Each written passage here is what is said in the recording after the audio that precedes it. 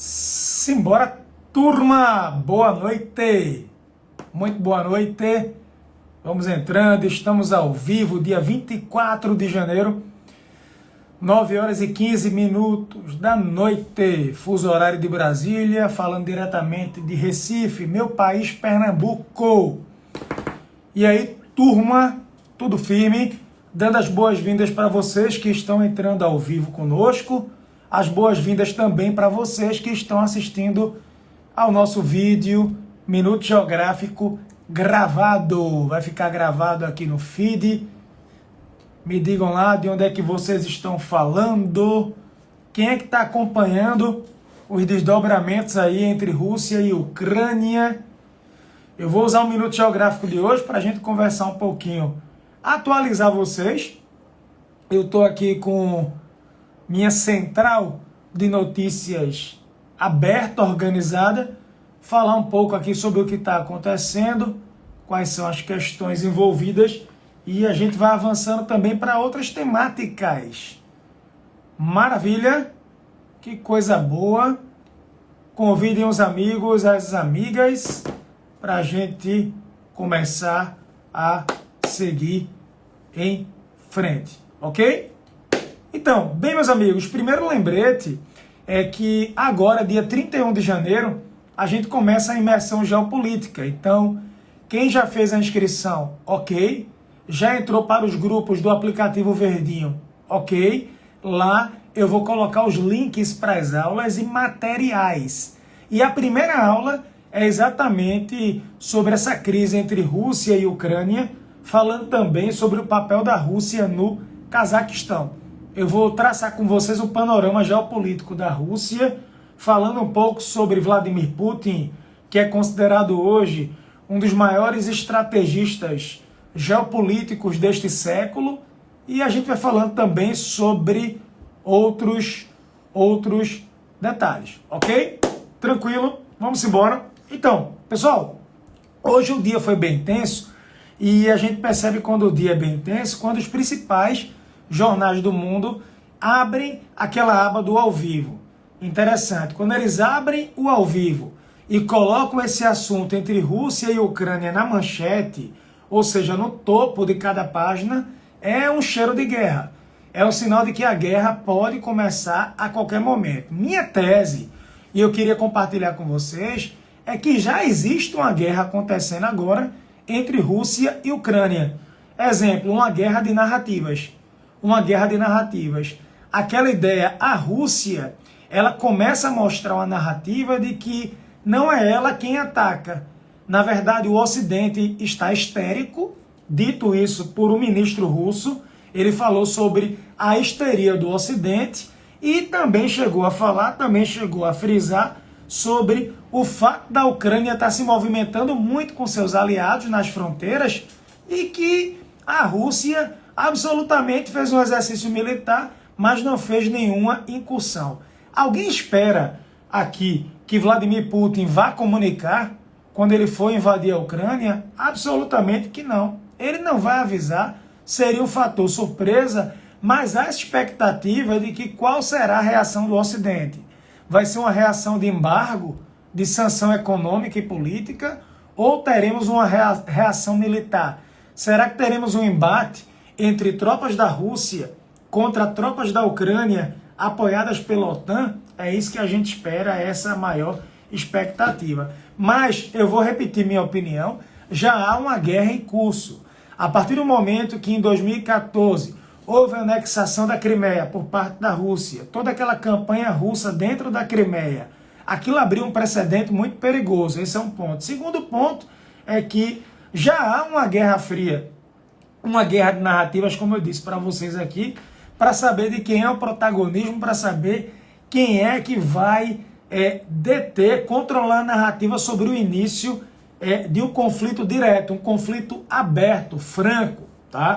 Mas já há cyberataques, tá? Já tem relatos de cyberataques, também uma guerra comercial, inclusive vocês que gostam de mercados, vocês que gostam de fazer análise de mercados, tem um ponto muito interessante que eu estava lendo aqui, que essa guerra esse possível conflito vai mexer com o preço de commodities e vai mexer com o preço também de outros títulos. Então, esse conflito, essa tensão entre a Rússia e a Ucrânia pode abalar os mercados. Eu não sei se quem acompanhou hoje de manhã, é impressionante.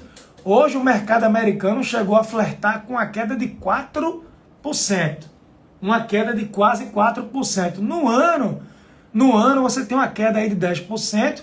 Quando foi no final da tarde agora, na metade da tarde para o fim, os mercados americanos viraram e fecharam no cenário aí mais ou menos positivo.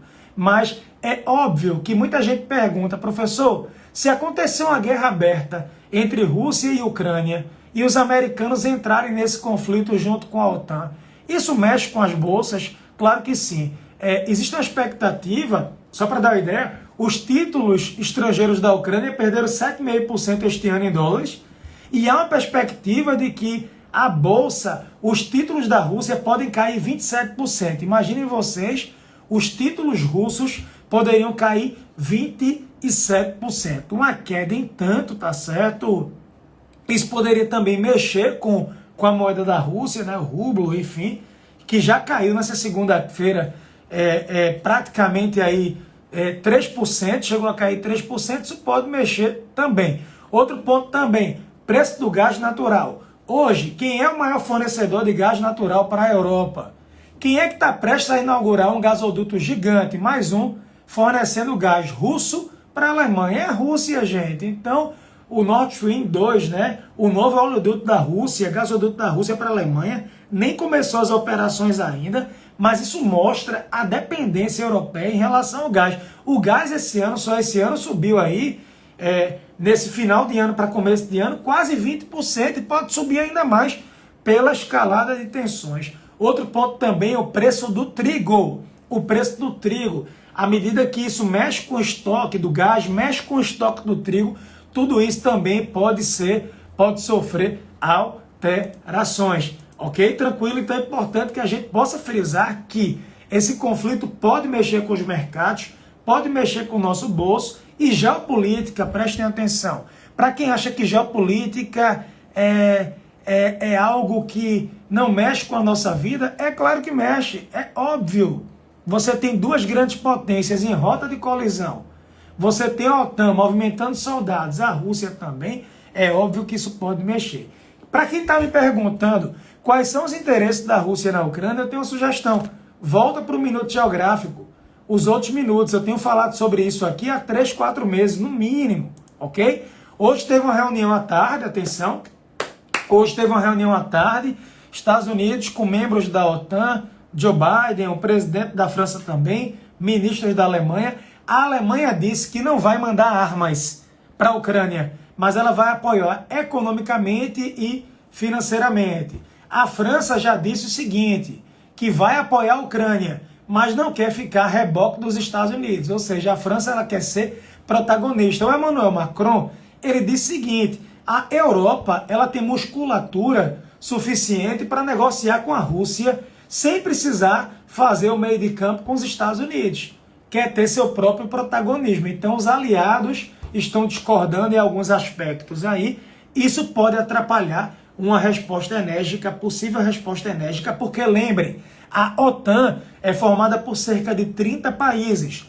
A OTAN não se resume aos Estados Unidos. Os americanos podem querer uma coisa, a Organização para o Tratado do Atlântico Norte pode querer outra, e isso gerar aí uma confusão, tá, turma, sem precedente, ok? A OTAN tem cerca de 4.000 soldados em batalhões multinacionais, estão soldados na Estônia, Lituânia, Letônia e Polônia. Só que a OTAN tem 4.000 soldados e a Rússia tem mais de 100.000. A Rússia tem mais de 100.000 soldados na fronteira. A Rússia vem deslocando soldados para aquela região. Lembrem, a Rússia tem uma base militar gigante na Crimeia, em pleno Mar Negro. Fácil acesso ali para o Mar de Mármara, passando por Istambul, passando pela Turquia. Qual vai ser o posicionamento da Turquia no Mar Negro? Turquia que é membro da OTAN, será que a Turquia vai bater de frente contra a Rússia? Será que a Turquia vai comprar essa guerra? Tudo isso pode acontecer. Só reforçando com vocês, a Rússia negou, acabou de chegar o comunicado aqui, atenção, broadcast, acaba de chegar o comunicado, a Rússia negou ter planejado uma invasão, ela diz que não arquitetou absolutamente nada, mas diz que está preparada para qualquer resposta a ser dada contra o Ocidente. Os americanos disseram que vão colocar 8.500 soldados disponíveis de alerta. O que chamou a atenção mesmo é que tanto os Estados Unidos quanto o Reino Unido já disseram que podem retirar membros do corpo diplomático consular da Ucrânia. Exemplo, parentes de diplomatas, mulheres, esposos, filhos, filhas, funcionários que não sejam de extrema necessidade nesse exato momento, começam a ser retirados. É um pouco estranho porque a partir do momento que um país começa a retirar parte do seu corpo consular do outro país, do seu corpo diplomático, o Reino Unido também, isso abre um momento de reflexão. Será que o serviço americano de inteligência sabe de alguma coisa que a gente não sabe ainda? É questão de tempo para que haja essa incursão militar russa na Ucrânia. Mas qual vai ser o tamanho? Será que a Rússia vai querer apenas anexar Donbas, aquela área de fronteira com a Ucrânia? Ou será que a Rússia vai marchar para Kiev, para a capital, para colocar um governo fantoche para governar a Ucrânia? Então tem tudo isso que pode ser dito sem precedentes, ok? Tranquilo? Dinamarca acabou de colocar aqui, ó, Dinamarca, Espanha, França e Holanda estão planejando ou considerando enviar tropas, aviões ou navios. Lembrem, a Ucrânia compartilha fronteiras com 4 países da OTAN, Polônia, Eslováquia, Hungria e Romênia. Mas a Ucrânia não faz parte da OTAN ainda. É essa a questão. A Rússia não quer que a Ucrânia entre para a OTAN, que a Ucrânia entre para a União Europeia. A Rússia quer manter uma distância de segurança em relação ao tratado Organização para o Tratado do Atlântico Norte. Ok? O porta-voz da Rússia já disse, o Ocidente está histérico, estão divulgando informações recheadas de mentiras, só que hoje, Boris Johnson, que está sendo fritado, inclusive, Boris Johnson, que é o primeiro-ministro britânico, que pode cair a qualquer momento, deu festinhas na pandemia, foi pego aí no escândalo, festinhas enquanto as pessoas estavam fazendo quarentena sem poder visitar os próprios parentes. Ele disse o seguinte, que a situação é muito sombria, mas que o bom senso ainda pode prevalecer. Dito por Boris Johnson que o bom senso ele ainda pode, de certa forma, prevalecer. Ok? A Alemanha pediu prudência em potenciais sanções contra a Rússia, mas é claro, né, gente? Lembrem, a Alemanha precisa do gás da Rússia. A Rússia é o maior fornecedor de gás da Alemanha, que sai da Europa, tá? As bolsas globais, como eu disse a vocês, chegaram a cair e depois houve uma estabilização das bolsas, houve uma tranquilização aí no final do dia. Falei para vocês sobre a guerra, pode afetar o preço do gás e do trigo, outras commodities, lembrem, commodities, mercadorias que são negociadas internacionalmente, preço estabelecido em mercado de ações, em bolsas de valores, ok? A Rússia está ameaçando proibir a mineração do Bitcoin, está querendo seguir o caminho da China. Gente, o Bitcoin acho que vai acabar? Acho que não. Eu não acredito que o Bitcoin vai acabar. Criptomoedas, na minha visão, a tendência para o futuro. Pode cair muito mais? Pode. Bitcoin pode chegar a 10, a 15, rapaz, pode. Mas é cíclico, né? Cai, depois volta para o topo histórico. Agora é um pouco diferente, porque o Bitcoin cai à medida que os americanos experimentam o aumento na taxa de juros, a expectativa em relação ao Fed, né? Ao Banco Central e a política monetária americana, ok? Um dado interessante que chegou hoje, não sei se alguém acompanhou, tomem muito cuidado, atenção, talvez o ponto mais importante, do minuto geográfico de hoje, seguinte, o governo ucraniano está incentivando a população civil a se armar. Eu acho isso perigosíssimo. Estão surgindo dentro da Ucrânia exércitos paralelos, grupos paramilitares. Hoje a BBC e a Reuters noticiaram com maior orgulho, né, que uma cidade ucraniana se armou todinha para enfrentar a Rússia. Me digam, qual é a chance de uma cidade ucraniana aguentar 1 minuto de guerra contra a Rússia? 1 minuto. 1 minuto de pólvora contra o exército de Putin. A chance é zero. Agora vem cá, pensem comigo.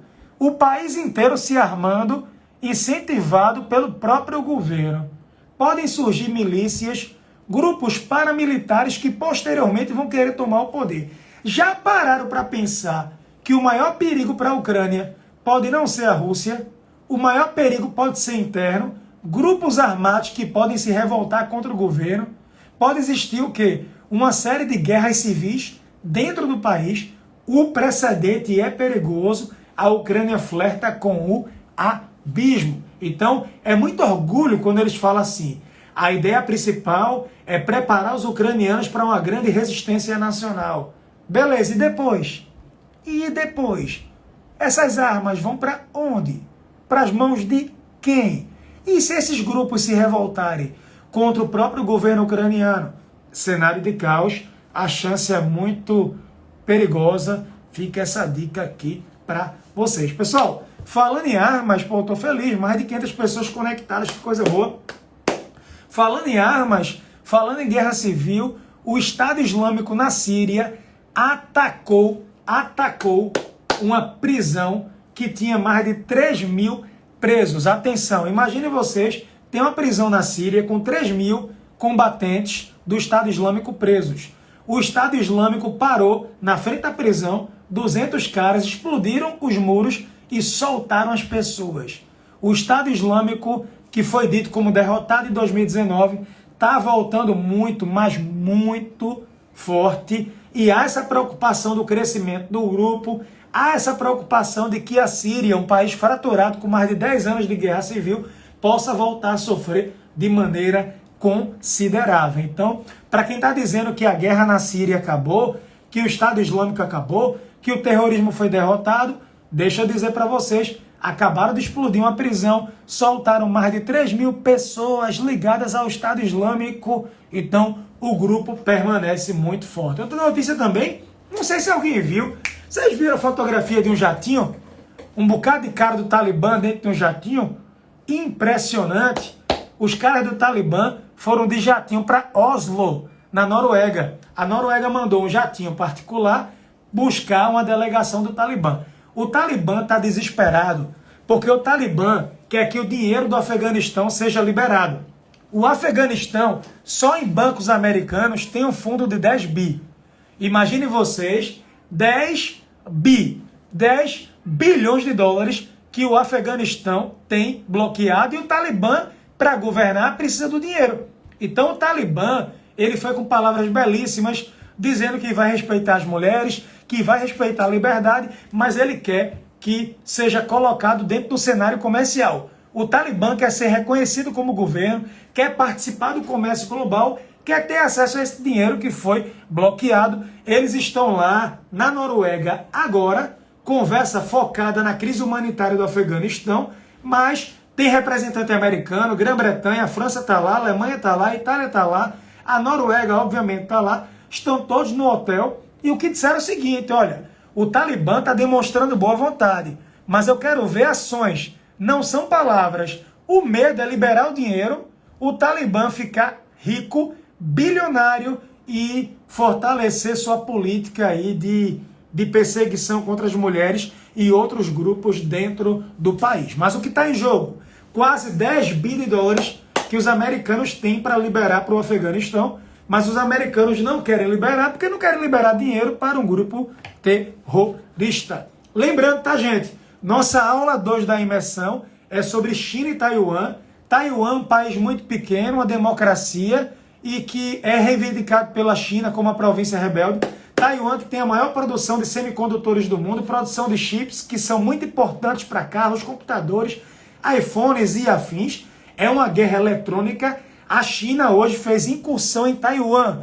Atenção, a China entrou no espaço aéreo de Taiwan com 34 caças e 4 aeronaves. Pois é, a expectativa, eu quero tratar isso com vocês. Outro ponto de hoje, alguns amigos que moram nos Emirados Árabes, em Abu Dhabi principalmente, disseram que a madrugada foi de terror. O sistema antimísseis de Abu Dhabi foi ligado para interceptar mísseis iranianos. Mísseis iranianos que soltaram a partir do Iêmen, os Houthis, aquele grupo rebelde do Iêmen. Mas lembrem, a turma critica muito o Irã, critica os Houthis atacando os Emirados Árabes, mas os americanos cometem ataques criminosos no Iêmen, atacando alvos civis. Estados Unidos junto com a Arábia Saudita e os Emirados Árabes que participam dessa coalizão contra o Irã. Pois é, expectativa porque tem a Copa do Mundo, final do ano. Quem vai para a Copa no Catar? Quem vai para a Copa em dezembro no Catar? Tá bem ali vizinho, é o que eu chamo de, é o Oriente Médio gourmet. Catar, Dubai, Abu Dhabi, é o Oriente Médio Nutella. Não estavam acostumados com ataques, pois é, o que se diz é que os Houthis do Iêmen vão atacar os Emirados Árabes, podem atacar outras regiões, para quê? Para retaliar, para responder aos ataques feitos pela coalizão da Arábia Saudita, Estados Unidos, Emirados e companhia. Crise perigosa por demais. É isso, meus amigos, ok? É isso aí, que maravilha. Quem tem perguntas, as pessoas não aprendem, né? Ei, rebeldes sem causa, pessoas que parecem que não têm propósito na vida, passam a live inteira brigando aqui por questão política.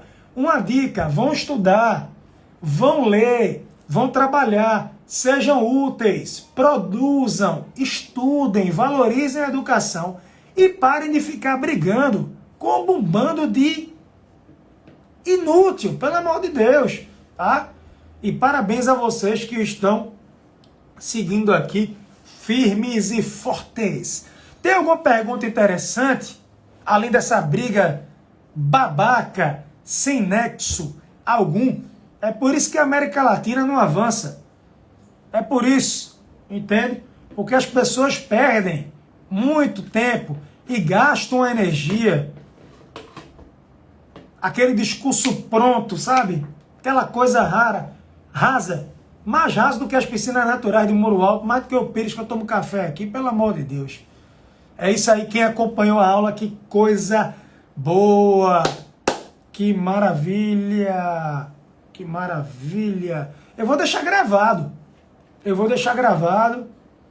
Abu Dhabi está ameaçado enquanto destino turístico, Grande Bruno Tibúrcio, famoso oi de bomba.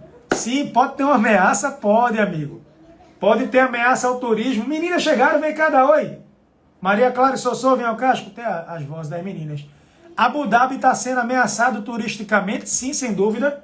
Dubai, Abu Dhabi, sim. Vem cá. Você tem ameaça, sim. A partir do momento que você tem emissão de mísseis, ó, tem 4 meninas aqui, ó. Ó, dá oi aqui, boa noite. Vocês estão ao vivo. Boa noite. Boa noite. Estão vendo quantas crianças aqui? Maravilha! Essa é a minha mais velha, aqui é a minha mais nova e aqui são as chegadinhas. Aqui tem um janelão, ó. Ó pra aí. Pois é isso. Podemos considerar a longo prazo maiores rachaduras nas alianças ocidentais? Sim. Não há um discurso coeso. A própria Europa não se entende. A própria Europa, gente, não se entende absolutamente, tá? Não há um discurso, não há uma coesão. Vejam a Europa na pandemia, a União Europeia, que decepção. É um bloco, União Europeia é um bloco idoso, com mais de 60 anos, fundado ali naquele contexto Tratado de Roma, cresceu de 6 países para quase 30 países membros, mas não conseguiram ter uma política coesa de combate à pandemia. Completamente perdida a União Europeia, completamente perdida. A Síria é uma situação difícil, sim. Essa treta pode virar uma guerra mundial? Pode. Não acredito, porque a China tem muito a perder, a Rússia também. Os mercados têm, assim, eu acredito numa guerra comercial, guerra cultural, numa guerra eletrônica, principalmente nos cyberataques. Aquela guerra de trincheira, aquelas guerras convencionais, não acredito. Drones, ataques à distância, tecnologia, sim. Ok? Turma, quem fez a inscrição para a imersão geopolítica Quem não fez, vai no link da bio, faz agora e entre em um dos grupos. Nós estamos com 27 grupos, mais de 4.000 pessoas, vai ser histórico. Vou falar sobre geopolítica, Oriente Médio, times de futebol, ok? Vou falar sobre China, Taiwan, o escudo de silício, falar sobre Rússia, falar sobre Putin, Cazaquistão e companhia. Quem quiser mais detalhes, entra para os grupos do aplicativo Verdinho. Ok? Tranquilo? Beleza? Um beijo grande para vocês, que maravilha, muita gente entrando nos grupos. Eu vou deixar agora aqui no feed, comenta o que achou, quem chegou até o fim. Quem chegou até o fim, comenta lá na postagem, aqui na postagem, qual foi seu maior aprendizado hoje nessa live. Valeu? Paz de Cristo, a imersão começa dia 31 de janeiro. Saúde, paz e simbora! Fui!